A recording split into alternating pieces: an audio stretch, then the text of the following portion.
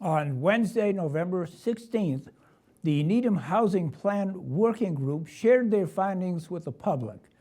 The draft plan identified unmet housing needs in town and provided recommended actions the community can take in their near future. Here's municipal producer Yushao Iwan with the highlights of the report. Many homebuyers in Needham are willing to pay a high cost for the town's desirable location and excellent schools, but houses seem to be becoming exponentially more expensive. If you look up on Zillow, homes close to $1.5 million are dominating the map. On top of that, there are more than just a few larger homes priced at $2 to $4 million. The most recent sales data from September also corroborate this impression, which shows the median sales price has climbed to $1,450,000 for single-family homes and $850,000 for condos. Needham's prosperity is growing, a 53% growth in median household income since 2010 to $175,000 in 2021, more than twice the rate of inflation and much higher than the county level. Yet it is still not able to catch up with the escalating housing prices. A household would have to earn about $280,000 to $328,000 to afford the median price of single-family homes in 2021. Even the median price of condo units in 2021 required an estimated income of $197,000 to $230,000.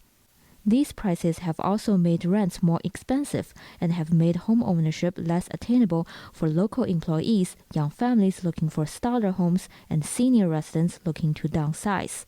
So what does the draft housing plan suggest to mitigate the issue? A lot of the recommendations pertain to changes in zoning, which determines what types of houses are allowed where. The goal is to open up opportunities for future development that can provide more diverse housing options. For example, the plan recommends the town complies with the state's MBTA community guidelines, which encourages housing production by requiring compliant communities to create zoning districts near MBTA stations where a certain level of multifamily units are allowed by right. The working group suggests adopting the dimensional regulations applied to the existing Apartment 1 zoning district in more areas along the Highland Avenue and Chestnut Street corridor. An example of the Apartment 1 zone is the area where Rosemary Ridge is located. And that is what's giving us our basis. We're taking that zoning and saying, well, why don't we zone here for that, and here for that, and here for that.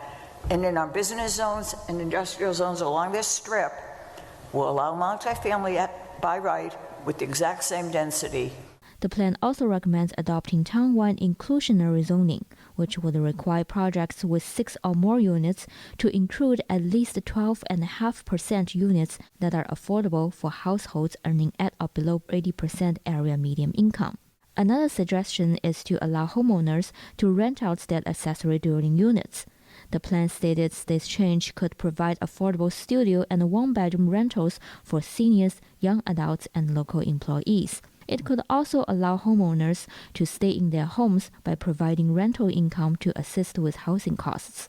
The working group also reviewed options that can control the level of teardown activity across town, where contractors replace modest older homes with larger expensive ones. As a result, Needham is losing smaller single-family houses that used to serve the needs of first-time homebuyers. The town adopted dimensional restrictions once in 2017 to reduce the teardown rate. Now they are looking into more adjustments. These considerations could include looking at dimensional thresholds for a lot coverage, FAR, setbacks, height restrictions, tree removals, a whole variety of things. We're not saying what the answer is right now, but we think it is something that should be looked at and explored. However, we want to balance that also with whatever comes out of that should also be done with an understanding that there are homeowners who are concerned about their resale value. They want to maximize their sale price.